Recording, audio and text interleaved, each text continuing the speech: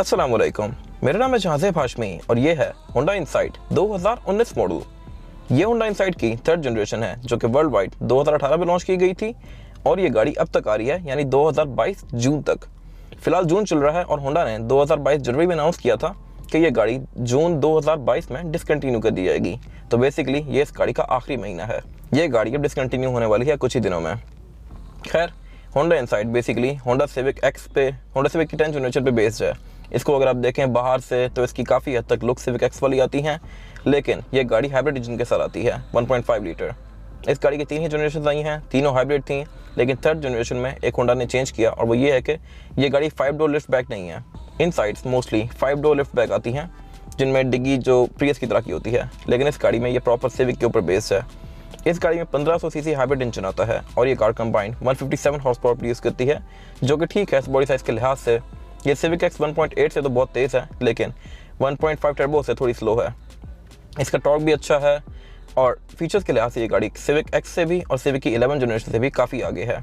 Metre इसमें civic की 11 generation जैसा आता है, लेकिन फीचर्स इस गाड़ी में इन दोनों ही गाड़ियों से बहुत ज़्यादा आते हैं। इस गाड़ी को आप अगर सोनाटा से कंपेयर करें तो ये साइज़ में सिर्फ छोटी है, बाकी फीचर्स गाड़ी में करीब करीब उस जैसे ही आते हैं पैनोरामिक रूफ को छोड़ के। इसका इवन गेयर लेवल भी उस जैसा है, इसके फीचर्स भी करीब करीब सोनाटा के आसपास ही हैं, जस्ट इंजन छोटा है। खैर, पाकिस्तान में एक फैमिली के लिए अच्छी कार है। Overall it's a great car and today I am going to review it. इस गाड़ी की प्राइस 75 लाख रुपीज़ है और ये गाड़ी 2019 मॉडल है और हाई ड्राइव मोटर्स के ऊपर लिस्टेड है। अगर आपने इस गाड़ी के बारे में कोई इन्फॉर्मेशन लेनी है तो आप इस दिए गए नंबर पर कॉल कर सकते हैं, और अगर आपने इस गाड़ी को विजिट करना है तो आप बैरियर फेज 7 के गेट पे इस गाड़ी को विजिट भी कर सकते हैं। ये वीडियो स्टार्ट करने से पहले आप मेरा चैनल सब्सक्राइब कर लीजिए। अगर आपको ये वीडियो पसंद आती है तो उसको लाइक भी ज़रूर कीजिएगा, और अगर आपके पास इस गाड़ी के बारे में कोई राय है तो उसको कमेंट सेक्शन में ज़रूर शेयर कीजिएगा। ये रहा review, let's get started. Let's start with the exterior of this car. ये होंडा इनसाइट 2019 मॉडल का फ्रंट लुक है, जो कि कंपैरेटिवली सिविक एक्स या 11 जनरेशन दोनों से काफ़ी ज़्यादा एग्रेसिव है।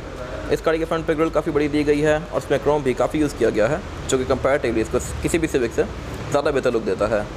हेडलाइट्स इस गाड़ी की सिविक एक्स से काफ़ी मिलती जुलती हैं और यहाँ भी एलईडी में, लेकिन इनका डिज़ाइन थोड़ा डिफरेंट है और ये ज़्यादा प्रीमियम लग रही हैं। इसी तरह इसमें नीचे DRL दी गई हैं और इसके आसपास क्रोम यूज़ किया गया है काफ़ी ज़्यादा। बाकी इसका फ्रंट एंड थोड़ा डिज़ाइन किया गया है as compare to Civic X. बाकी ये गाड़ी फ्रेम वाइज सिविक एक्स पे ही बेस्ड है।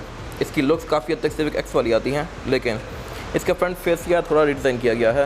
बम्पर इस गाड़ी में डिफरेंट हैं, फेंडर्स डिफरेंट हैं और बोनट भी डिफरेंट है। इसके अंदर कैरेक्टर लाइन्स कंपैरेटिवली ज़्यादा अग्रेसिव हैं। बाकी अगर बात कीजिए इस गाड़ी की साइड प्रोफाइल की, तो साइड प्रोफाइल भी इस गाड़ी की मेरी ओपिनियन में सिविक एक्स जैसी ही है, लेकिन इस पर कुछ ऐसे टचेस दिए गए हैं जो कि इसको थोड़ा ज़्यादा प्रीमियम बना रहे हैं। जैसे कि इसमें साइड्स पे ये क्रोम वाली फ्रिल्स आती हैं, इसी तरह इसमें 17 इंचेस के आते हैं। इसके साइड मिरर थोड़े ज़्यादा लोडेड हैं एज़ कम्पेयर टू सिविक, और इसमें एयर प्रेस भी आते हैं कंपनी स्टैंडर्ड, जिनमें क्रोम की फ्रिल्स भी कंटिन्यू करती हैं। बाकी अगर बात कीजिए इसके फ्रंट के फीचर्स की, तो इसमें नीचे जो ग्रिल है इसमें यहाँ पर रडार दिया गया है। ये इसके लेन की असिस्ट वगैरह को काफ़ी हद तक असिस्ट करता है। इसी तरह विंड स्क्रीन में भी ऊपर इसके ये सेंसर आते हैं होंडा सेंसिंग के। इसमें बेसिकली होंडा सेंसिंग 2018 से आ रहा है, जो कि सिविक में 2022 से आना शुरू हुआ है। इसमें बहुत सारे सेंसर्स हैं जिनके बारे में मैं आगे बात करूँगा इस रिव्यू के अंदर। इस गाड़ी में होंडा की बाकी हाइब्रिड कार से जो एक चीज़ डिफरेंट है वो ये है कि इसके जो मोनोग्राम है इनके अंदर ब्लू कलर की लाइनिंग नहीं दी गई। होंडा की मोस्टली हाइब्रिड कार्स के अंदर ब्लू लाइनिंग आती है, जो कि शो करवाता है कि एक हाइब्रिड कार है, बट इसमें ना फ्रंट पे ना बैक पे होंडा के साइन बिल्कुल सिंपल दिए गए हैं और इसके सिर्फ फेंडर्स में हाइब्रिड की बैचिंग आती है। अगर बात कीजिए इसके साइड मिरर की, तो ये कंपैरेटिवली सिविक से बहुत ज़्यादा लोडेड हैं। इस तरह से कैरेक्टर में क्रोम भी आता है, इसमें साइड मिरर में इंडिकेटर भी आते हैं। इन साइड मिरर्स के अंदर ब्लाइंड स्पॉट मॉनिटर वाला फीचर भी आता है, प्लस ये रिट्रैक्टेबल भी हैं, एडजस्टेबल भी हैं, हीटेड भी हैं और इन ऑटो का फीचर भी आता है। इसी तरह इसके डोर हैंडल भी कंपैरेटिवली सिविक से ज़्यादा प्रीमियम है। इस तरह से कि इनमें ये वेलकम लाइट्स आती हैं, ये भी यूजुअली जापानी कार्स में आ रही होती हैं, पाकिस्तानी कार्स में नहीं होती। ये बेसिकली वेलकम लाइट्स हैं, आप गाड़ी लॉक अनलॉक करेंगे तो ये ऑन होकर आपको ग्रीट करती हैं। इसी तरह इसके साइड मिरर भी लॉक अनलॉक होने के साथ साथ फोल्ड अनफोल्ड होते हैं। बाकी इसमें कीलेस एंट्री वाला फीचर भी है, आपके पास जिस की हो आप यहाँ पर टैप करेंगे तो ये गाड़ी ऑटोमेटिकली लॉक अनलॉक होगी लाइक दिस। बाकी इस गाड़ी की ओवरऑल साइड प्रोफाइल, जो कि मेरे ख्याल से सिविक से ज़्यादा प्रीमियम है। इसके बाद अगर बात कीजिए इस गाड़ी के रेयर लुक की, तो ये स्ट्रक्चर वाइज सिविक एक्स जैसा ही है, लेकिन इसमें टेल लाइट्स और बम्पर्स वगैरह कंपैरेटिवली उससे डिफरेंट दिए गए हैं। इसकी जो ट्रंक है ये सिविक एक्स जैसी ही है। इसमें जो कट्स हैं पिलर से ट्रंक के अंदर कंटिन्यू करते हैं जैसे कि सिविक एक्स में आते हैं, लेकिन इसमें जो टेल लाइट्स हैं ये डिफरेंट हैं। इसकी टेल लाइट्स में ये रनिंग LED लैंप्स दिए गए हैं, लावा LED लाइट्स। इसका रिवर्स और इंडिकेटर हेलोजन में है, जो कि अगर LED में होता तो मेरे ख्याल से अच्छी बात थी। खैर इसकी लुक्स मेरे ख्याल से सिविक से काफ़ी डिफरेंट हैं। बम्पर इसका काफ़ी लोडेड है, इसमें रिफ्लेक्टर्स दिए गए हैं, नीचे क्रोम की फ्रिल दी गई है, डिफ्यूजर टाइप का एरिया है, इसमें पार्किंग सेंसर्स भी आते हैं सिर्फ बैक पर, और इसकी ट्रंक के नीचे भी एक क्रोम की फ्रिल दी गई है जो कि इसकी लुक में एक अच्छा टच ऐड करती है। बाकी इसमें एग्जॉस्ट टेप सिर्फ सिंगल ही आती है जो कि नीचे दी गई है। ट्रंक पे इसके एक लिफ्ट स्पॉइलर आता है जो कि डिफरेंट है एज़ कम्पेयर टू सिविक की 11 जनरेशन, इस तरह से कि ये ओपन ही है। ये भी इस गाड़ी की लुक में एक अच्छा टच ऐड कर रहा है। बाकी इसकी होंडा के बैच के अंदर कोई ब्लू लाइनिंग नहीं दी गई। अगेन ट्रंक अनलॉक करने के लिए नीचे यहाँ पे एक बटन दिया गया है, और ये इस गाड़ी का बैकअप कैमरा जो कि अगेन कंपैरेटिवली सिविक से ज़्यादा प्रीमियम है, इस तरह से कि ये आपको 3 डिफरेंट व्यू प्रोवाइड करता है इस गाड़ी के, एक स्टैंडर्ड, फिर एक फिश आई और एक टॉप डाउन, जिसके बारे में आगे बात करूँगा इस रिव्यू में। ट्रंक के नीचे की फ्रिल दी गई है क्रोम की, और ये इस गाड़ी की ट्रंक कैपेसिटी जो कि सिविक एक्स जितनी ही खुली है। होंडा ने इनसाइड के अंदर ये जो एरिया है इसको यूज़ नहीं किया बैटरी पैक के लिए, बल्कि इसका बैटरी पैक रेयर सीट्स के नीचे आता है, जिसकी वजह से इसमें यहाँ पे स्पेस है और यहाँ पे फिल्टर किट दी गई है। इसमें स्पेयर टायर नहीं दिया गया वेट को सेव करने के लिए। इस गाड़ी में क्योंकि बैटरी पैक आता है तो इसका वेट ऑलरेडी सिंपल सिविक से ज़्यादा हो जाता है, तो इसमें स्पेयर टायर ना देके वेट काफ़ी हद तक सेव किया गया है। बाकी इस गाड़ी में रेयर सीट 60/40 के स्प्लिट के साथ हैं, जिनको आप फोल्ड करके इस गाड़ी की ट्रंक कैपेसिटी को और भी ज़्यादा खुला बना सकते हैं। ये चीज़ सिविक की इवन 11 जनरेशन में भी नहीं आई, और इसको फोल्ड करने के लिए साथ यहाँ पे ये पुल टैब्स दिए गए हैं। इन पुल टैब से आप इस गाड़ी की रेयर बेंचेस को अनलॉक कर सकते हैं और फोल्ड कर सकते हैं, और फिर गाड़ी की ट्रंक कैबिन के अंदर से एक्सेस हो सकती है। इसमें जो एक और चीज़ अच्छी है वो ये है कि इसकी ट्रंक के अंदर पैडिंग भी दी गई है। इसके जो रॉड्स हैं ये भी कवर किए गए हैं, जो कि पाकिस्तान में यूजुअली नहीं होता, बट इसमें दिए गए हैं। हाइट के लिहाज से ये गाड़ी सिविक एक्स से थोड़ी नीचे लगती है, इसकी रूफ काफ़ी नीचे है। अगर आप इसके साथ खड़े हों तो ये आपको हर लिहाज से सिविक एक्स से थोड़ी लो लगेगी। इसके बाद अगर बात की जाए होंडा साइड के इंटीरियर की, तो ये काफ़ी हद तक सिविक एक्स से मिलता जुलता है, क्योंकि ये कार सिविक एक्स पे बेस्ड है। इसके door panels as it is Civic जैसे ही हैं।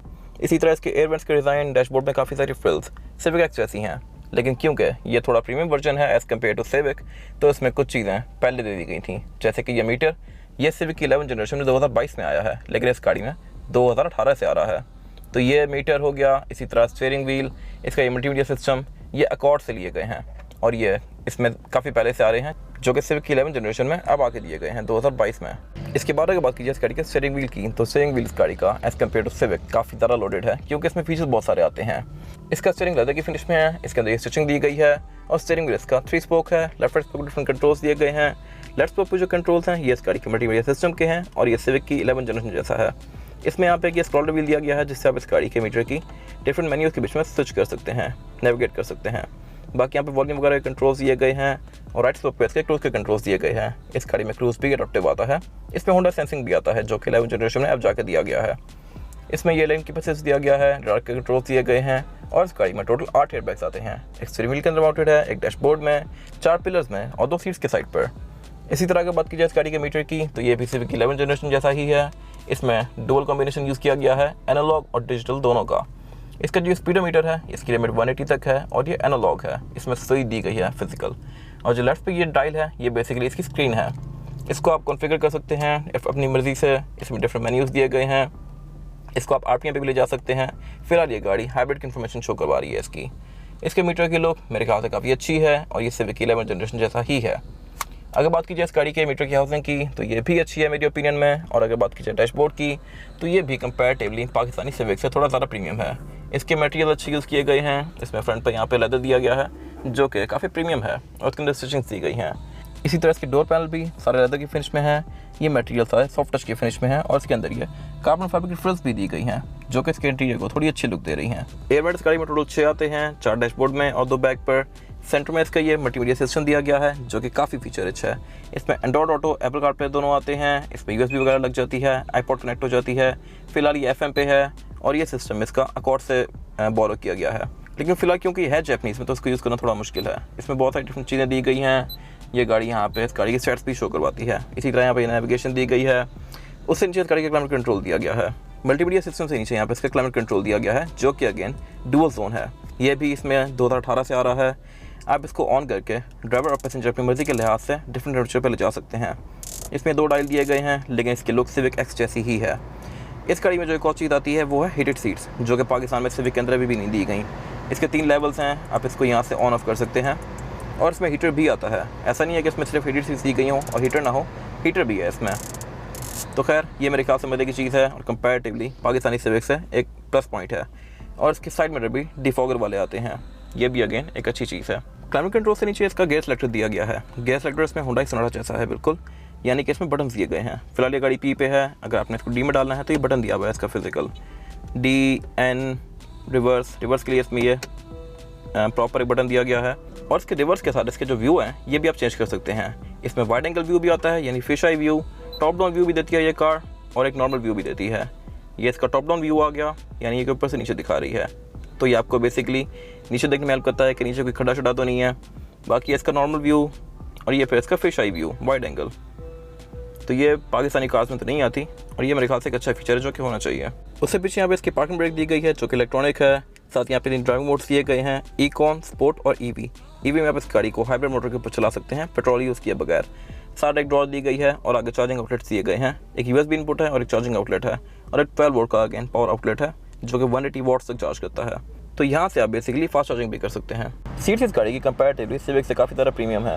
इनमें लेदर और फैब्रिक का कॉम्बिनेशन यूज़ किया गया है जो कि आपको काफ़ी अच्छी फील देता है।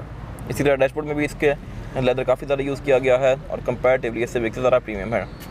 और इसके अलावा इस गाड़ी में टोटल 6 स्पीकर आते हैं, 4 डोर्स में और 2 ट्वीटर्स, और इसमें डोर्स में नीचे के डोर सील्स भी हैं जो कि अगेन इसकी लुक में एक अच्छा टच ऐड कर रही हैं।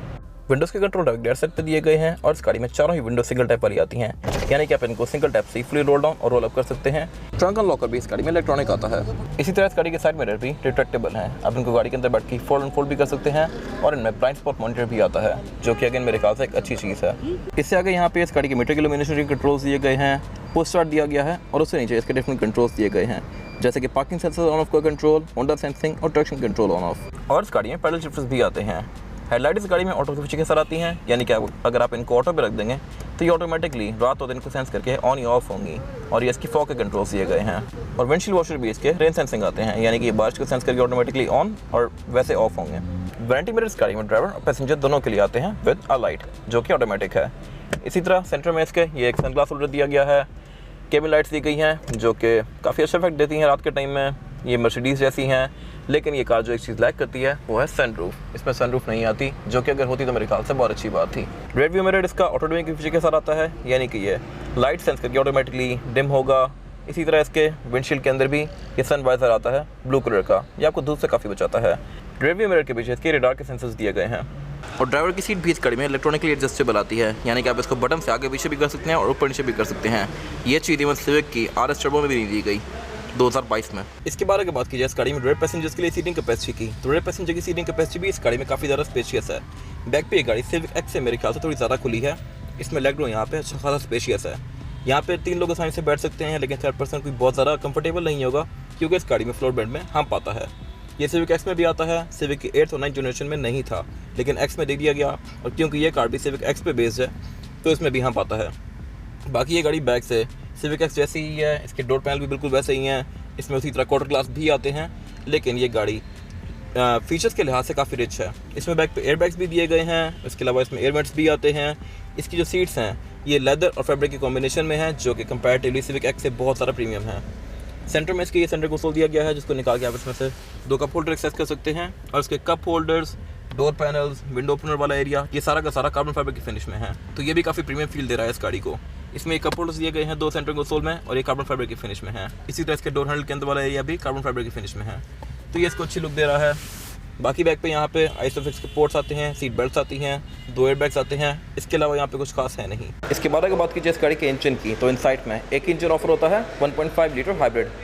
ये इंजन 1500 सीसी है जो कि dual motor electric technology use करता है। ये गाड़ी बेसिकली पेट्रोल इंजन और हाइब्रिड मोटर दोनों को यूज़ करके एक अच्छा खासा आउटपुट प्रोड्यूस करती है। ये गाड़ी 157 हॉर्स पावर प्रोड्यूस करती है combined with 273 newton meter of torque, जो कि अच्छा खासा मैसिव है बॉडी साइज के लिहाज से। इलेक्ट्रिक कार्स का टॉर्क अच्छा खासा होता है, लेकिन अगर हॉर्स पावर के लिहाज से देखा जाए तो ये कार सिविक 1.8 से तो काफ़ी तेज़ है, क्योंकि सिविक 1.8 138 हॉर्स पावर प्रोड्यूस करती थी सिविक एक्स, लेकिन जो RS टर्बो है वो गाड़ी 171 हॉर्स पावर प्रोड्यूस करती है, जो कि इस गाड़ी से काफ़ी बाहर है। इसी तरह अगर इसको सिविक की 11th जनरेशन से कंपेयर किया जाए तो उसके जो स्टैंडर्ड और ओरिजिनल वर्जन है उसमें भी 1.5 लीटर टर्बो इंजन आता है, जो कि इससे स्लो है, लेकिन जो उसका अगेन RS टर्बो है वो फिर बहुत तेज़ है इससे कंपैरेटिवली, लेकिन ये गाड़ी आपको फ्यूल एफिशिएंसी भी बहुत अच्छी पड़ेगी। ये गाड़ी आपको 20 तक की एवरेज आराम से दे सकती है विद इन सिटी। लॉन्ग पर ये गाड़ी 18-15 तक आ सकती है, क्योंकि अगर आप इनको तेज़ चलाएँ तो इनकी फ्यूल एफिशिएंसी थोड़ी इफेक्ट हो जाती है।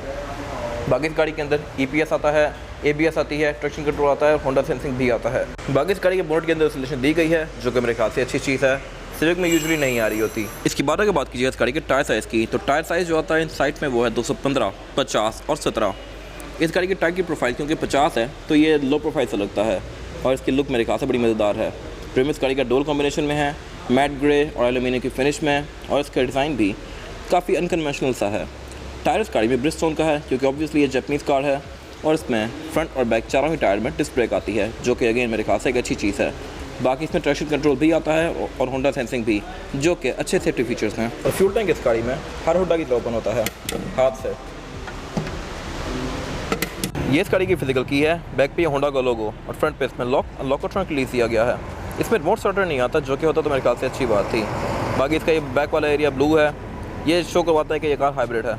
ये था आज का review Honda insight 3rd generation का। अगर आपको ये रिव्यू पसंद आया है तो इस रिव्यू को लाइक कीजिए, मेरे चैनल को सब्सक्राइब कीजिए, और अगर आपके पास इस गाड़ी से रिलेटेड कोई भी राय है तो उसको कमेंट सेक्शन में ज़रूर शेयर कीजिएगा, ताकि वो लोग जो ये गाड़ी लेने वाले हैं वो आपकी राय से फ़ायदा उठा सकें। अपना ख्याल रखिएगा। Thank you.